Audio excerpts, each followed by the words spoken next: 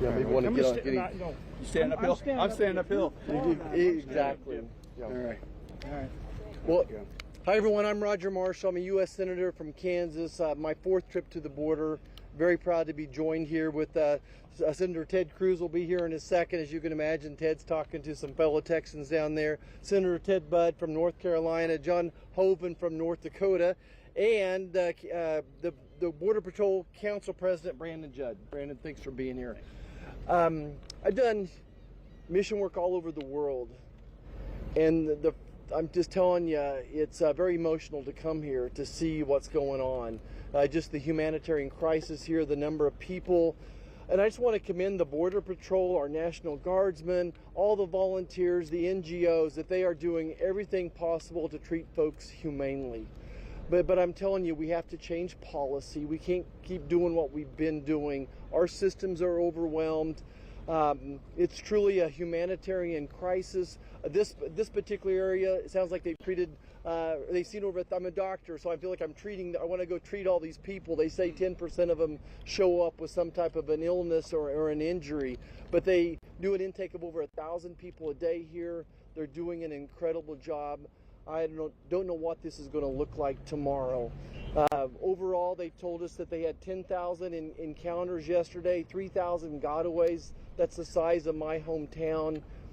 We should commend the community of Brownsville for doing so many things to help treat these folks accordingly. I think mostly what I just share with you today, it's very emotionally draining what we're seeing here. But the nation needs to see this. This is why President Biden needs to come and look one of these camps in the eyes and see for himself the tragedy that's ongoing here. So thank you for joining us. Senator Cruz is here. We are witnessing an absolute travesty unfolding on our southern border. On Monday, we apprehended over 10,000 people on the border, the highest level in history. On Tuesday, we apprehended over 10,000 people on the border, again, the highest level in history. There are right now, where we're standing, more than 22,000 people camped just south of the border, getting ready to come across.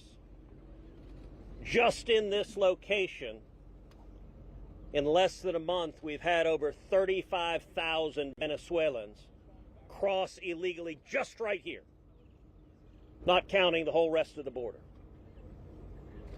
Every day, just right here, they're encountering 90 to 100 Chinese nationals. Now, for anyone that doesn't have their globe nearby, China is not immediately to the south of the United States. But 90 to 100 a day are crossing illegally on this border, being smuggled in by Mexican drug cartels. And I have to say, I am angry. Because this is deliberate. This is a decision that was made by President Joe Biden and Kamala Harris and congressional Democrats to open up the border to what is nothing less than an invasion.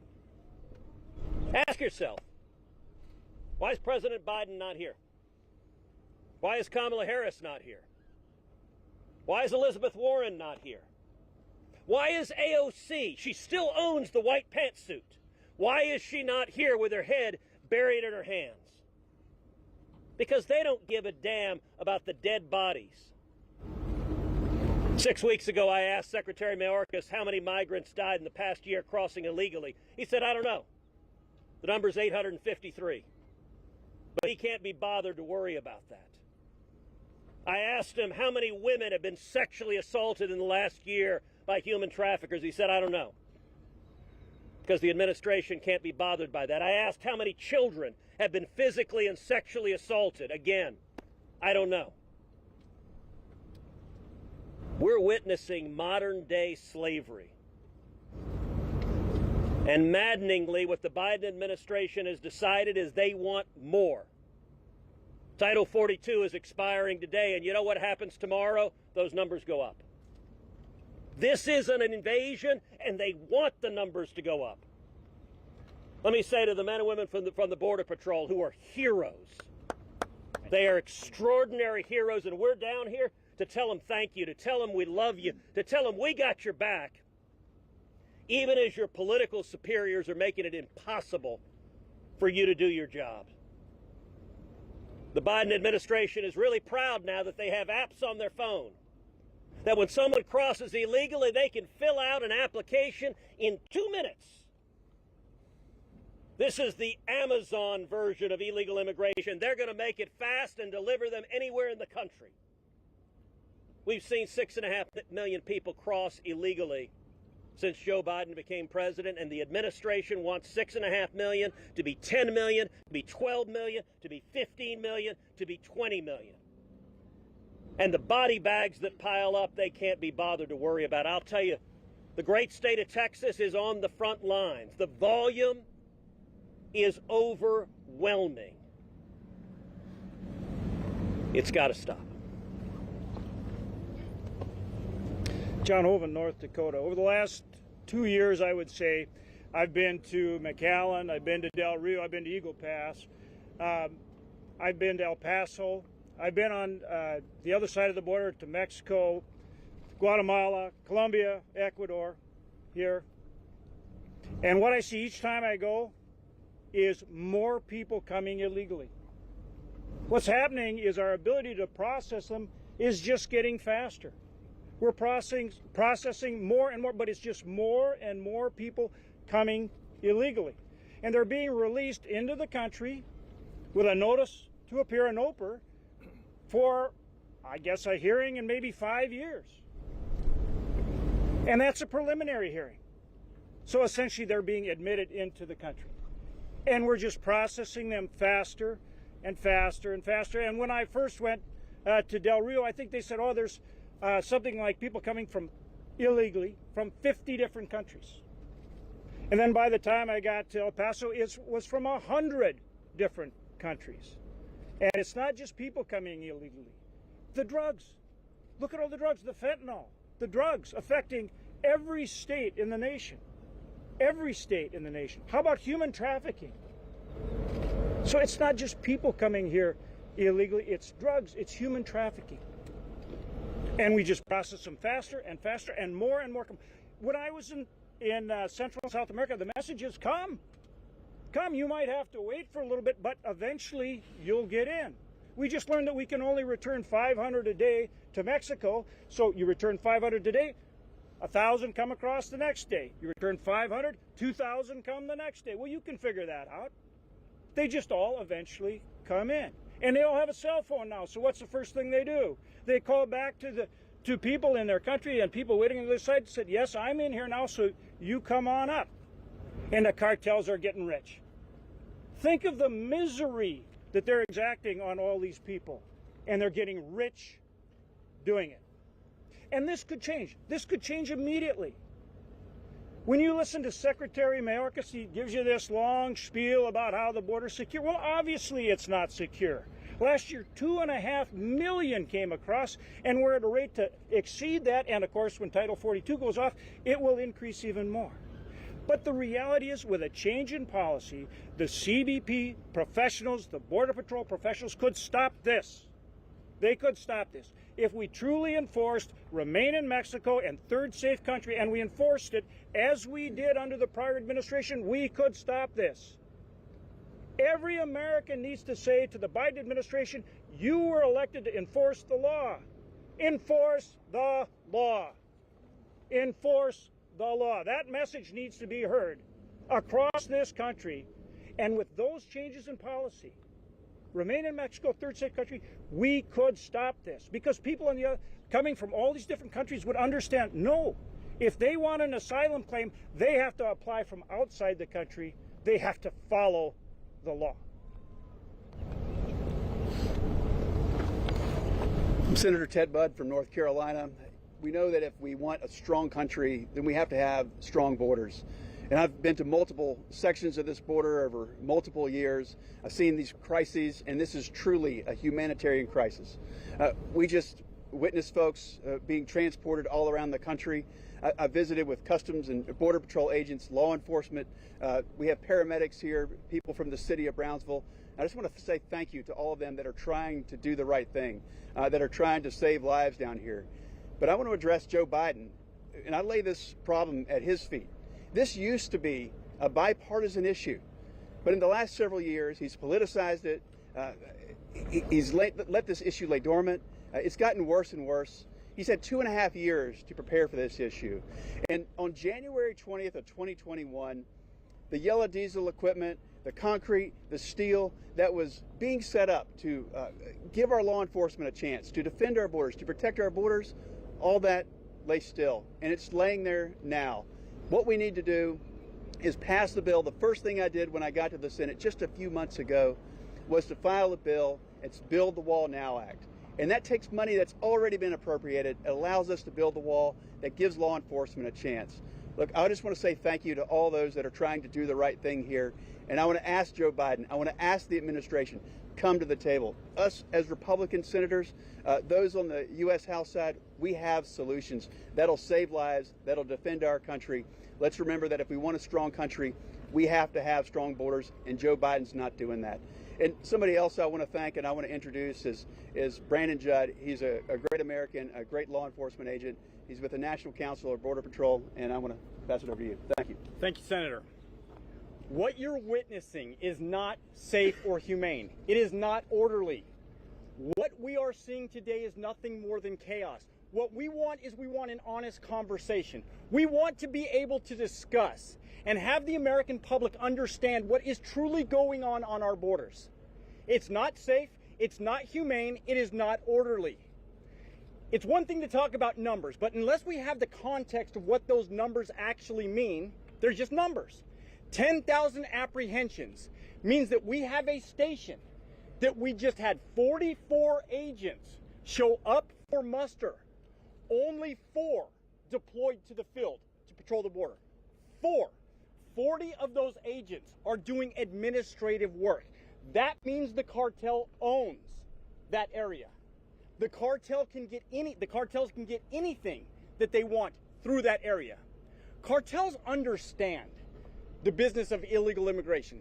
They look to create opportunities. They understand that all they have to do is flood one area, pull resources out of the field. Now they can bring their fentanyl into the United States. It shouldn't be a surprise that we have 70,000 Americans that are dying every year of fentanyl poisoning. And that could end. But it can't end if we're dealing with what we're dealing now. And it is not humane. Numbers and apprehensions, it's important to discuss them, but we have to understand the context. The only thing that we want to do, the only thing that law enforcement wants to do is protect the American people. We put that uniform on, hoping to be able to do our jobs, hoping to be able to protect our fellow Americans, and we can't. And we're demoralized. Border Patrol agents right now are fed up with President Joe Biden. They're tired of the rhetoric. They're tired of Secretary Mayorkas getting up there and saying, give us time, we have a plan. That's not a plan. They knew this was coming. I spoke with the transition team when Joe Biden was announced the President of the United States, when he won the election. I spoke with the transition team. I told them what was going to happen. They knew what was going to happen. They did nothing. I spoke with Secretary Mayorkas prior to his confirmation hearing. I told him what needed to happen. I even stayed within the parameters of Joe Biden. I did not ask them to stick with the Trump policies. I told them what they could do that were within Biden's parameters. They refused, and that's the chaos that we now have. That's an honest conversation. And until we have the honest conversation, until we talk about the context of the apprehensions, what does that mean? Every single time we apprehend 10,000 people, that means we're only deploying 20% of our resources to the field in certain areas. It could be as low as 10%, and in some areas, 5%. That's a problem. But border-wide, 10% when we have 10,000 apprehensions. That means the cartels own our borders. That's an issue for the American people. It can be fixed. It needs to be fixed We know how to fix it. There just isn't the political will to do it. Thank you. Thank you, everybody. Appreciate it. Thank you. Thanks. I just want to make a closing comment here, if I could. As a physician, I took an oath to heal the sick, and I certainly want us to do our part. But then, as an officer in the military, now as a senator, I've taken an oath to defend this country and to make sure she's safe. Right now, the number one most immediate threat to our national security is this open border. And that's why I've called on the House to impeach Secretary Mayorkas. He's derelict in his duties. I'm calling on Joe Biden to come see this problem for himself.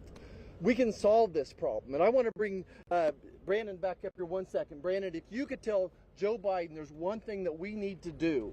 Do you need more troops? Do you need more technology? What do you need to do for us to secure this border? The American public should not shoulder this burden. We do not need more resources. We don't need more technology. We don't need more infrastructure. We have to have policy. We have to go back to the rule of law. If we have policy, we can secure the border tomorrow. He won't give it to us. That's exactly right. Yep. Thank you. Thank you. Do we have time for questions? No, you want to do questions or not? Let's do some questions. Here, Okay, we'll do a couple. Yeah, we'll do a few questions. Yeah, all right, we'll do some questions. Okay, go ahead. Senator Marshall, you just witnessed, you got a case of the humanitarian crisis here at the border. What is your state in particular, your district area, what will you do after this to help aid border towns like this one? Yeah, I think that Kansas has always shouldered their fair share of the responsibility. Going back to the Vietnam War, we've invited thousands of people into Kansas. A lot of the NGOs here are connected to people back in Kansas as well. But I'm telling you, we're all overwhelmed right now. This is unsustainable. Senator Marshall, how many people did you see back there when you were touring? John, you want to take it? Well, I think yesterday they had something like 3,300 come across, and that's before, the change in policy. Title 42, of course, expires tonight. So we're understanding that could easily double after Title 42 expires. And so that's the point we're making. You've got to change policy. They're already overwhelmed. You've already got a border crisis. So we've got to see a change in policy. And that was the question put to Brandon Judd. The CBP and Border Patrol, they could get control of this right now. But they've got to have the tool to do it. You need the change in policies that I talked about, to remain in Mexico, the third safe country. You've got to make sure that people who want to apply for asylum do it from their country or the first safe country they come to, and then we will have control of the border. That's what needs to happen, and it needs to happen now. Well, and let me supplement the answer. Let me supplement the answer to that. Let me supplement the answer to that, which is we saw back there a couple of hundred people that were sitting there being processed. But they've right now, the Biden administration has sped up their processing so that they can process an illegal immigrant in about 2 minutes. They are sending 40 or more buses a day, full buses, full of illegal immigrants, to detention facilities. So as fast as they scan them in, they pull out a phone, they scan their documents, they take whatever they say, name, age, what country you're from, and boom, they put them on a bus and send them to facilities. To give you a sense, the facilities here can hold roughly 4,600 people. Yesterday they had 7,000. So you know what they did? They had to release hundreds of people, just release them into the communities. And a minute ago you asked about what other states are doing for South Texas. I appreciate that. Because, look, South Texas is bearing the brunt of this. What the Biden administration is doing to South Texas is wrong. The hospitals here are full. The prisons here are full. The schools here are full. The farmers and ranchers see the dead bodies every day from this travesty. And all Joe Biden wants to do is have more people come illegally. What are you Senator, you have voted down multiple times different policies. So what have specifically the Republican members that are here today, what have you all done to help Joe Biden in this year that you all have waited for? All right, so that's a ridiculous and silly question. I want to commend you for being the media and telling a Democrat policy. So let me ask you something. Come on, man, that's been going on for 20 years. Okay, hey, let me ask you something. let me ask you something. What rate of illegal immigration did we have in 2020? But you have Do you know anything? I How asked you a long have question. been in office? Do you know anything? How long have you been in office? I've been in office 11 years Yeah, now. and this has been Okay. kicked the count during multiple administrations. Except you're Because the okay. Trump You don't get to argue with me. administration You asked did your a great question. job. You asked your question. You don't get. You want to hold a press conference? You can do it over there. You have multiple How are you- candidates You want to that hold a do it. press conference? You can do it over there. How are you All right, so hold on. I'm going to answer his question. The talking point of the Democrats, which this media reporter happily parrots, is, gosh, the problem can't be fixed. There's one little problem with that. It is an utter and complete lie. In 2020, the last year of the Trump presidency, we had the lowest rate of illegal immigration in 45 years. You ask, what have I done? I've championed the men and women of Border Patrol. I've championed securing the border. I've championed Remain in Mexico. And we turned this problem around and solved it. And we went from Joe Biden inherited the lowest rate of illegal immigration in 45 years. And the first day in office, he made political decisions to cause this problem. And you should be ashamed of yourself because you're a reporter and you're not reporting facts. You're telling lies. Joe Biden made a political decision and they turn a blind eye. If you want to know just how much they turn a blind eye, 6 weeks ago in the Judiciary Committee, I questioned Alejandro Mayorkas. I put up a poster board of colored wristbands. And I asked him, Mr. Secretary, what are these colored wristbands? And he said, I don't know. I have no idea. That was the one bit of his testimony that truly shocked me because just about every illegal immigrant who crosses the border is wearing a colored wristband. They correspond to how many thousands of dollars the immigrants owe the cartels.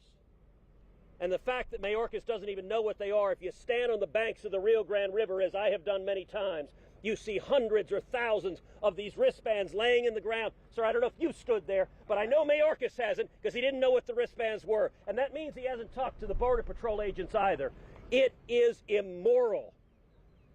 And when those kids cross, the teenage boys who owe thousands of dollars to the cartels, the Biden administration flies them to every city in America. They fly them to Kansas. And there those teenage boys are forced to work for the Mexican drug cartels committing crimes to pay off the money they owe. And if they don't pay it off, they'll murder their families. And I'll tell you, as bad as the boys have it, the girls have it worse. There are thousands upon thousands of teenage girls trapped in sex slavery. And yet, for those of you in the media who don't report on that, you should be ashamed. This is evil. And the reason you don't see any Democrats here is they can't defend this. They're counting on the press not to cover it. It's wrong. Thank you. Thank you very much. The El Paso shooter called it an invasion. I have a question for the reporter.